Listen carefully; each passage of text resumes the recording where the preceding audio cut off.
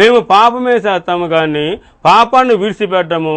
ఓ ప్రభువా, నీవే మమ్మల్ని విడిచిపెట్టి వెళ్ళిపోంటున్నారు. యేసు ప్రభువు పాపుని విడిచిపెట్టేవాడా అని చూస్తే యేసు ప్రభువు పాపుని విడిచిపెట్టేవాడు కానే కాదు.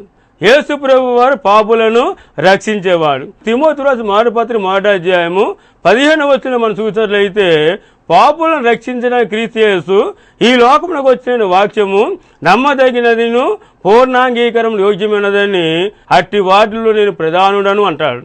అంటే నేను ప్రధాన పాపునైన నా విషయంలో ప్రభువైన యేసుక్రీస్తు ఎలాగైతే కనుక నన్ను విడిపించాడు, అదే ప్రకారము పాపులను రక్షించడానికి మాత్రమే ఆ యేసుక్రీస్తు లోకానికి వచ్చాడని అపోస్తలుడు పౌలు చెప్తాడు. దావీదు కీర్తన మనం చూసినట్లయితే కనుక 27వ కీర్తన 10వ వచనంలో, నా తల్లిదండ్రులు నన్ను విడిచిపెట్టిన యెహోవా నన్ను చేరదీయును.